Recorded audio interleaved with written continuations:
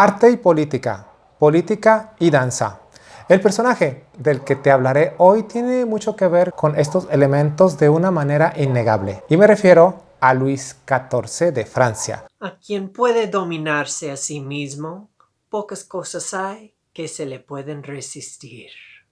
Famoso por muchas cosas, entre las que destacan el haber tenido una gran cantidad de esposas y de amantes, así como sus consecuentes 20 hijos. Haber construido el Palacio de Versalles, emblematizado como el rey que danzaba, el Rey Sol. Amo las zapatillas y soy un fanático de la moda. Ha sido el monarca que más tiempo ha reinado en toda la historia de Europa. 72 años para ser preciso. El señor vivió 76. Así que en efecto, las matemáticas son correctas. Lo que quiere decir que Luis XIV subió al trono a los 4 años de edad. Al fallecer Luis XIII, su padre, quien junto con Ana de Austria y después de más de 20 años de espera, por fin lograron dar a luz a su primer hijo, Louis Dieudonné, dado por Dios. Sin embargo, la transición de Luis XIV al trono no fue del todo sencillo, por varias razones que conviene platicar. A pesar de que el difunto padre había dejado todos los arreglos para que un sistema parlamentario gobernara durante el tiempo que Luis XIV era un infante,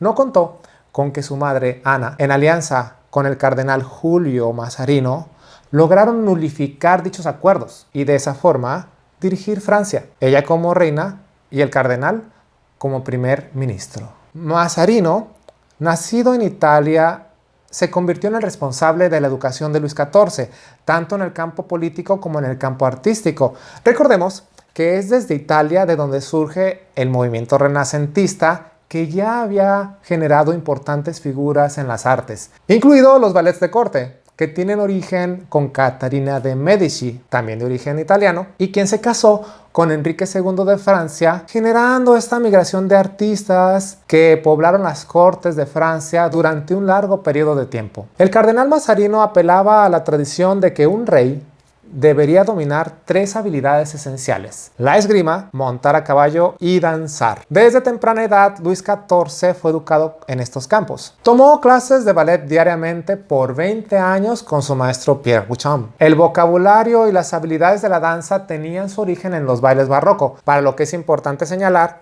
que empleaban asociaciones musculares y articulares muy distintas a las del ballet que usamos hoy en día.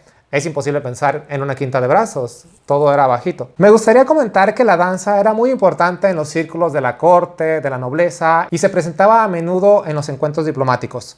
Los temas al inicio eran bastante sencillos, inspirado en las estaciones, en los ciclos de la vida, la expresión de lo bello. Y algo curioso que existía era un pensamiento mágico en torno a pensar que el acto de bailar atraía a la divinidad. Hacía descender cierta influencia celestial para recrear la armonía en la tierra. Lo que pasó después, como pasa en todas las estructuras de poder, es que se fue transformando en una forma temprana de propaganda. Regresando, el cardenal Mazarino se había convertido en el hombre más rico y poderoso de Francia, y encima ni siquiera era francés, cosa que tenía muy molesto a los círculos de la nobleza y del parlamento, sin contar que Francia estaba viviendo una recesión que pronto la metería en una guerra civil que se conoce como las Frondas, con ataques directos al cardenal Mazarino. Se cuenta que hay un momento en que la trifulca logra entrar al palacio para hablar con el rey, con el pequeño rey, y en ese momento la madre de Luis le dice: métete a la cama y hazte el dormido. Y entonces los rebeldes, cuando logran llegar a la cámara real y ver al rey dormido plácidamente, se quedan tan conmovidos que deciden guardar silencio y alejarse con toda calma. La Guerra de las Frondas fue una estira y afloja entre las clases nobles, el intento de monarquía y millones de franceses inconformes. Se prolongó por más de 5 años, hasta que por cansancio de los opositores y por el apoyo de los ingleses, logró apaciguarse.